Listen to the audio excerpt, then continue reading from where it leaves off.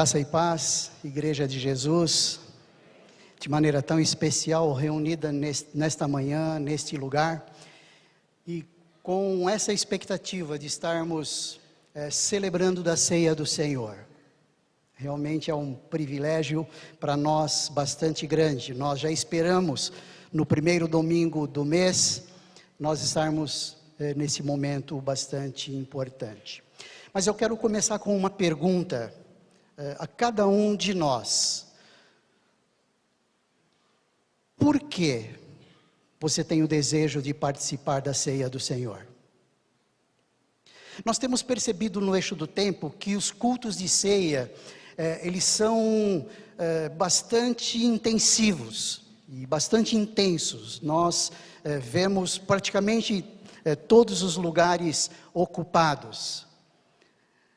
O número de irmãos nesse culto é mais concorrido, vamos dizer assim. Nós temos mais pessoas participando destes cultos.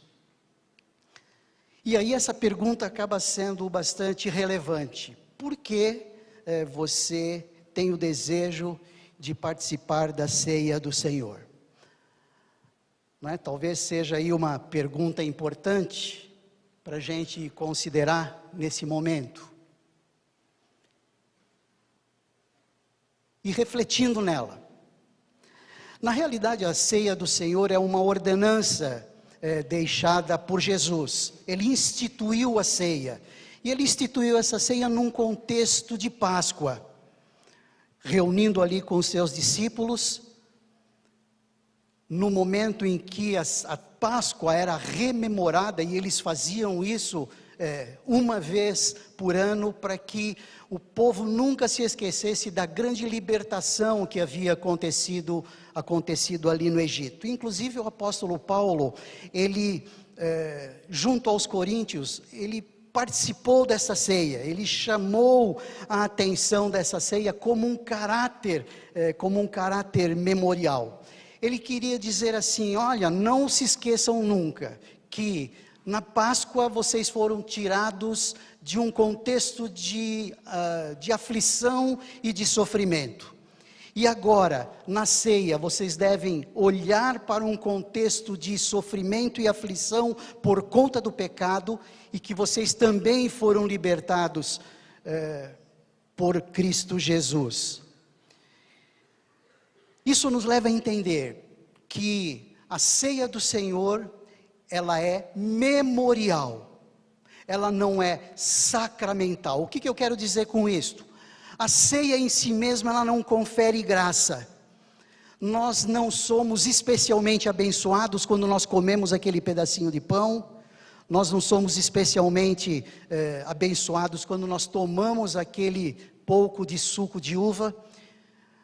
E muitas pessoas, talvez, pelo fato de virem mais, ou de estarem especialmente vindo e participando dos cultos de ceia, talvez tenham essa ideia de que no culto de ceia eu não posso perder. Eu não posso perder porque eu vou ser abençoado comendo aquele pedacinho de pão, eu vou ser abençoado de maneira muito especial tomando aquele pouco de suco de uva. Mas não existe em nenhum lugar nas Escrituras que diz que nós seremos especialmente abençoados, quer seja fisicamente, quer seja emocionalmente, ou mesmo espiritualmente. Mas é a santificação que qualifica a ceia, não a ceia que nos qualifica. Então, isso é praticamente a plataforma de tudo que nós iremos conversar nessa manhã. Então, em cima dessa ideia, precisamos trabalhar o nosso avivamento pessoal. Já que a santificação é que qualifica a ceia, e não a ceia que nos qualifica, então nós precisamos estar tomando muito cuidado com aquilo que somos, com o que somos, aquilo que fazemos, e que aliás, quando o apóstolo Paulo estava trabalhando essa ideia em 1 Coríntios 11, ele disse exatamente isso. Eu gostaria que você abrisse sua Bíblia ali em 1 Coríntios, no capítulo 11, onde o apóstolo Paulo, chamando a atenção daquele povo de Corinto,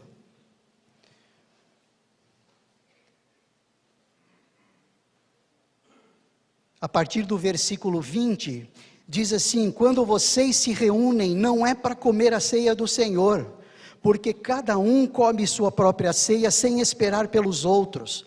Assim, enquanto um fica com fome, outro se embriaga. Será que vocês não têm casa onde comer e beber? Ou desprezam a igreja de Deus e humilham os que nada têm? Que lhes direi? Eu os elogiarei por isso?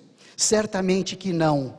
Pois recebi do Senhor o que também lhes entreguei, que o Senhor Jesus, na noite em que foi traído, tomou o pão e, tendo dado graças, partiu-o e disse: isto é o meu corpo, que é dado em favor de vocês. Façam isto em memória de mim. Da mesma forma, depois da ceia, ele tomou o cálice e disse: este cálice é a nova aliança no meu sangue. Façam isso sempre que o beberem em memória de mim. Porque sempre que comerem deste pão e beberem deste cálice, vocês anunciam a morte do Senhor até que venha.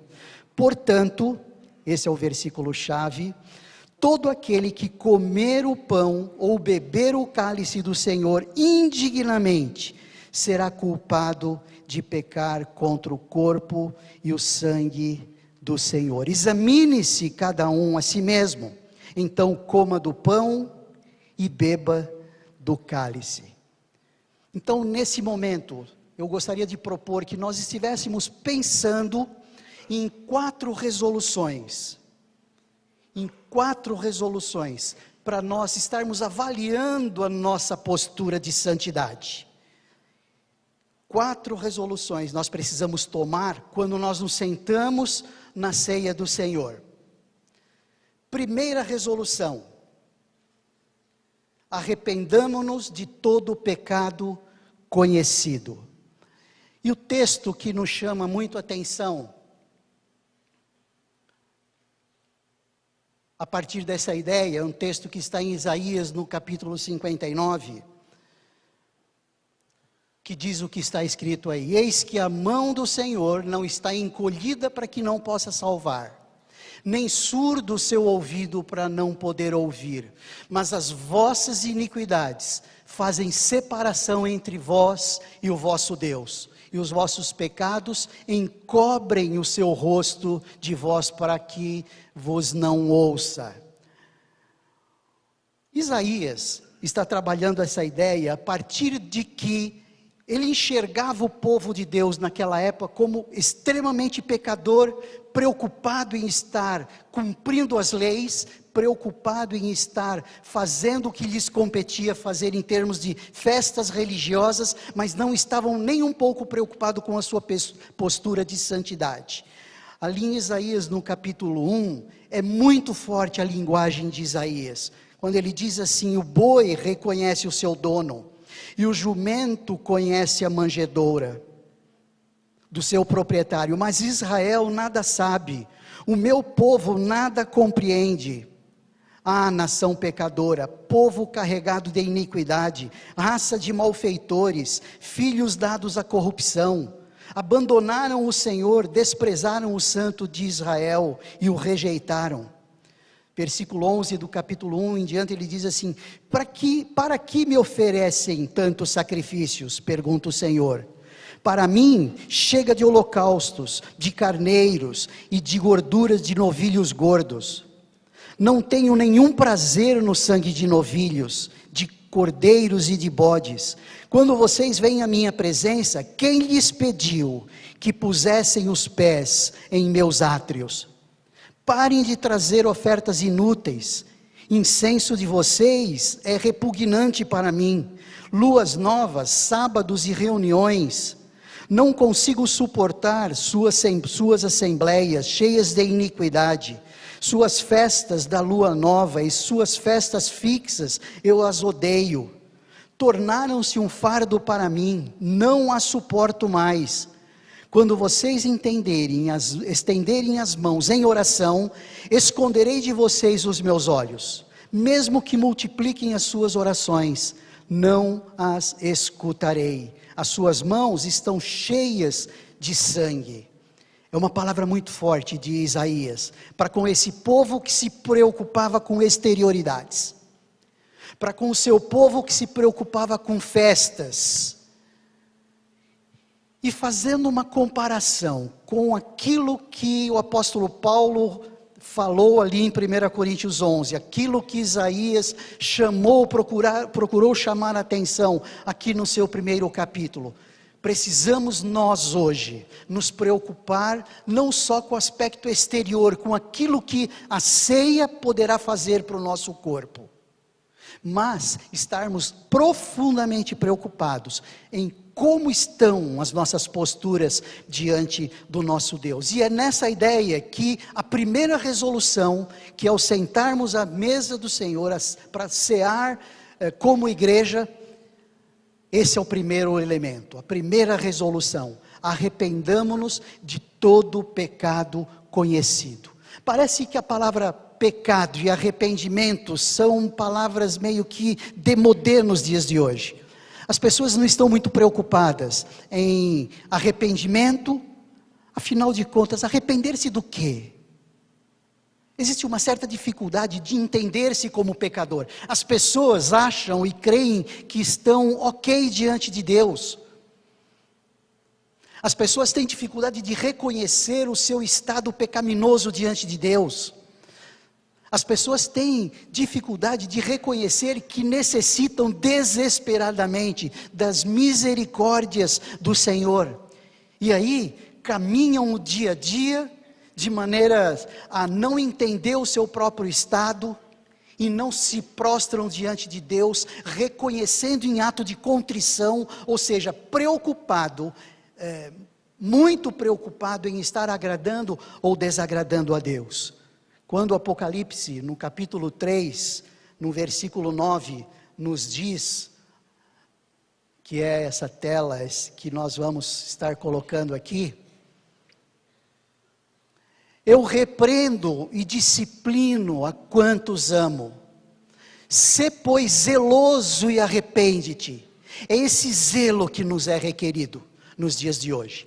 É esse zelo que no momento em que nos assentamos à mesa do Senhor é requerido.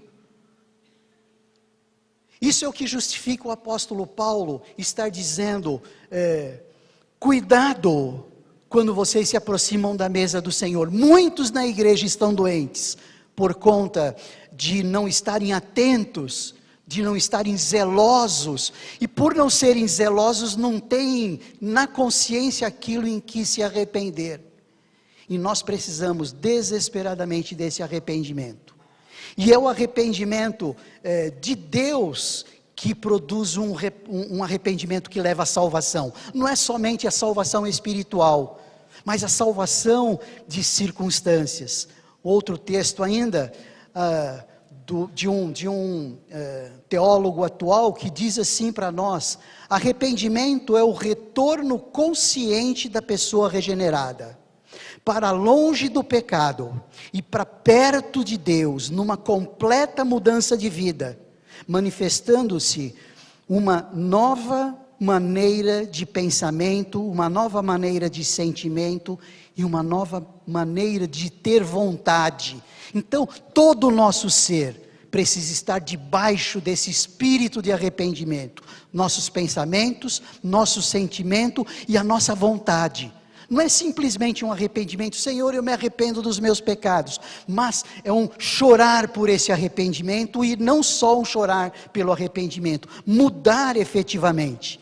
É retorno consciente da pessoa que, em sendo regenerada pelo sangue de Jesus, deve estar longe do pecado, ou procurando estar longe do pecado. Então, esse ato de arrependimento é um ato muito mais profundo do que nós muitas vezes imaginamos. O apóstolo Paulo, em 1 Coríntios 7, no versículo 10, ele diz assim: a tristeza segundo Deus não produz remorso, mas sim um arrependimento que leva à salvação. Mas a tristeza, segundo o mundo, produz morte. Ou seja, aquele arrependimento que vem de Deus, aquele arrependimento que tem a ver com a minha postura de contrição, de dor pelo pecado, é que nos leva ao arrependimento. E um texto de Tiago, bastante conhecido: adúlteros, vocês não sabem que a amizade com o mundo é inimizade com Deus? Quem quer ser amigo do mundo, faz-se inimigo de Deus. Então, muitas vezes no nosso dia a dia, nós estamos muito mais demonstrando amizade para com o mundo do que a amizade para com Deus. E nós somos penalizados por conta disso. Outra atitude, outra resolução que precisamos tomar, e que isso deve ser motivo de reflexão para nós hoje. Não só o arrependimento de todo o pecado conhecido, mas o abandono de todos os hábitos e atividades. Também está no slide isso. Abandonar todos os hábitos e atividades questionáveis. Eu gostaria que o pessoal me ajudasse nisso, porque algumas figuras nos ajudam a fixar essas ideias, e que isso nos ajuda também quem sabe, avaliar e mudar um pouco o nosso interior. E quando nós pensamos em algumas atividades, hábitos e atividades questionáveis, logo me vem à mente os chamados 7 pecados capitais, né, que todos nós sabemos o que significa isso, e quem sabe, muitos de nós estamos aí com os hábitos e as nossas atividades comprometidas, um pouco mais ou um pouco menos, com algum desses pecados, como gula, ira, luxúria, avareza, preguiça, soberba, inveja. Parece que nós lutamos o nosso dia a dia, vivemos o nosso dia a dia tão preocupado com eles, com o nosso dia a dia, que nós nos esquecemos daquilo que impede que as nossas orações se acheguem até Deus. E muito disso são pecados que impedem que as nossas orações se acheguem até Deus.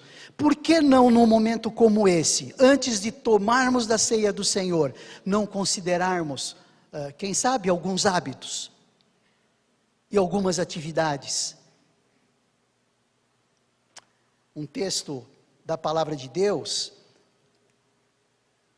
mas quem tem dúvidas a respeito do que come é condenado por Deus quando come, pois aquilo que ele faz não se baseia na fé, e o que não se baseia na fé é pecado. Aqui o apóstolo Paulo está falando com relação às carnes sacrificadas aos ídolos. Mas a última parte do versículo, ele generaliza, ele diz: e o que não se baseia na fé é pecado. O que se baseia na dúvida sobre se estamos ou não nos envolvendo com esses hábitos e com essas atividades questionáveis, então nós pecamos. A nossa consciência fala, o Espírito Santo fala através da nossa consciência. Então, quanto mais estivermos diante de Deus, quanto mais estivermos próximos de Deus, mais a consciência vai nos falar, quem sabe, acerca de cada um desses pecados que aí estão. Tudo que não provém da fé, tudo que não provém da certeza. Eu tenho certeza absoluta que aquilo que eu faço está agradando a Deus. Eu tenho certeza absoluta que aquilo que eu estou fazendo está indo ao encontro da vontade de Deus para a minha vida.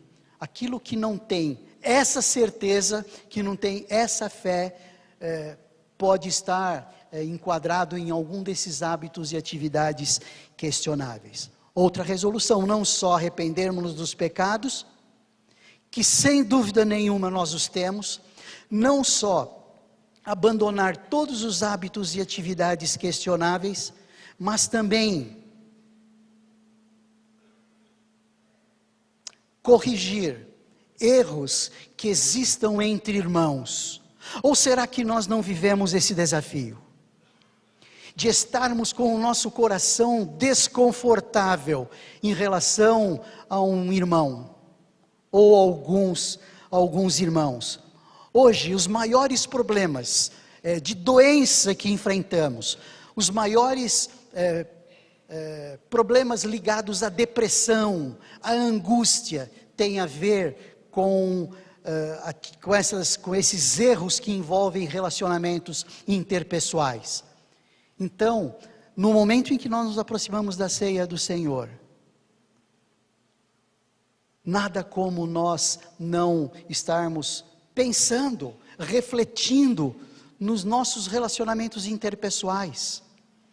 Alguns textos da palavra de Deus são marcantes aí, por exemplo, Mateus 5, 23 e 24. Portanto, se você estiver apresentando sua oferta diante do altar, podemos imaginar isso através da ceia do Senhor. E se lembrar que seu irmão tem algo contra você, deixe sua oferta ali diante do altar e vá primeiro reconciliar-se com seu irmão. Depois,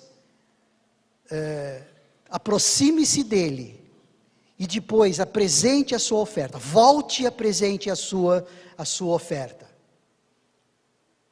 É o texto que nós estamos vendo aí nesse slide. Nada mais oportuno nesse momento em estarmos avaliando os nossos relacionamentos interpessoais. E aí mais um texto da palavra de Deus para nós considerarmos aqui, que não está no slide. Pois se perdoarem as ofensas uns dos outros, o Pai Celestial também lhes perdoará. Mateus 6, 14. Grande parte dos nossos problemas também está no nível em que nós não conseguimos perdoar. Nós não conseguimos enxergar o nosso irmão como alguém a quem devemos perdoar. Só que nos esquecemos que não somos perdoados também.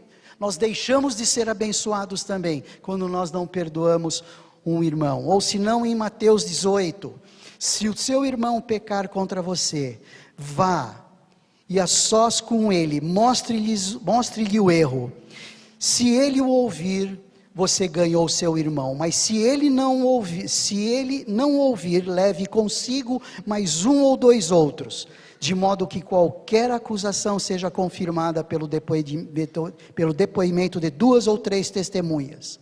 Se não ouvir, conte à igreja. Isso é mais do que uma disciplina eclesiástica, é uma disciplina pessoal, de nós, ao invés de estarmos comentando com outro acerca do pecado de um irmão, vamos a ele, chamando atenção, conversando, orando com ele. E grande parte dos problemas que temos está no nível de falarmos com outras pessoas acerca do erro de algum irmão. E aí nós vamos conseguir levar avante essa resolução, essa terceira resolução de corrigir todos os nossos erros que envolvem relacionamentos interpessoais. E por último, pensar em manter comunhão com Deus por meio da palavra e da oração. O relacionamento com Deus se faz em duas mãos. Uma, Deus para conosco através da sua palavra. Então, se quisermos entender aquilo que Deus deseja para nós, nós vamos satisfazer esse requisito através da palavra de Deus. E nós vemos aí um outro problema nos dias de hoje, quando o dia a dia é tão estressante, tão corrido, que nós não temos tempo adequado para ouvir de Deus aquilo que Ele tem para nós. Talvez seja muito mais fácil nós ouvirmos pelos nossos sentimentos aquilo que Deus tem para nós, uma revelação especial, quem sabe.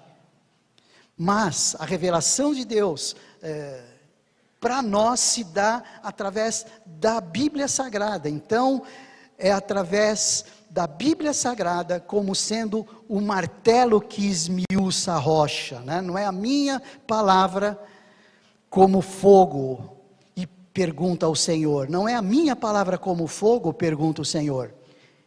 E como um martelo que despedaça a rocha, um coração duro, um coração difícil, um coração longe de Deus, um coração egoísta, ele é quebrado pela palavra de Deus.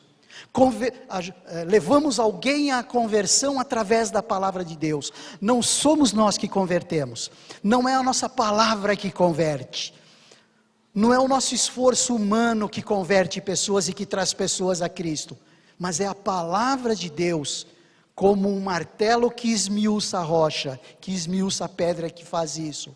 Então, nós somos vivificados em nosso espírito, em nossa vida, através da comunhão com Deus pela palavra, e também pela oração. Esse daí é o texto do Salmo 119, vivifica-me, Senhor, segundo a tua palavra. Ou mesmo, lâmpada para os meus pés é tua palavra e luz para o meu caminho. Então, é a palavra de Deus que faz isso na nossa vida. Querido irmão, querida irmã, eu sei que você sabe disso. Mas muitas vezes, na hora do vamos ver na nossa vida, nós nos esquecemos disso. Então, é no momento em que estamos aqui, preparados para participar da ceia do Senhor, fazendo o que vamos fazer daqui a pouco, em memória de Jesus, como ele disse, em memória de mim, nos lembrarmos em trabalhar a nossa comunhão com Deus, não é? Certos de que o Senhor há de nos guardar e de prover as nossas necessidades. Satanás está ao nosso derredor, rugindo como leão, a fim de que nos possa tragar, não é? E nós podemos, pela palavra de Deus, saber que Ele cuida de nós, como menina dos seus olhos. Ainda que eu ande pelo vale da sombra da morte, não temerei mal algum, e orai sem cessar. Então são textos da palavra de Deus, e são ideias e princípios que advêm da palavra de Deus, que nos respaldam e que devem nos respaldar no momento em que participamos da ceia do Senhor. Então, recapitulando ali, quais são as resoluções que vamos ou que devemos estar considerando de maneira muito especial, a partir de agora, enquanto os irmãos estiverem aí com o elemento pão em suas mãos, enquanto os irmãos estiverem com o elemento suco de uva em suas mãos, estejam refletindo no arrependimento de pecados necessário, no abandono de hábitos questionáveis, na correção de erros entre irmãos, e em manter comunhão com Deus, através da palavra e da oração. Dessa forma, nós passamos a trabalhar a ceia do Senhor sem a conotação de dúvida alguma.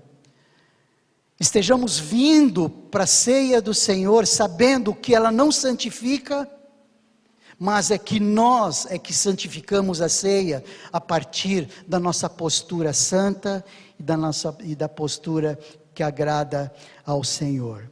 E tudo isso em memória de quem? Do próprio Cristo, o Senhor da glória, aquele que garantiu para nós eternidade junto de Deus, eternidade essa que o Luiz já desfruta, que deu para nós, que proporcionou para nós paz eterna, aquele bem-estar de quem? Não estando no colo da mãe, mas estando no colo do Pai Celestial, do próprio Deus. Então eu gostaria de convidar a Igreja de Jesus com essa consciência, a participar da ceia do Senhor. Eu vou deixar esses 4 elementos aí na tela, para que nós não nos esqueçamos em nenhum momento, ao participarmos da ceia do Senhor agora.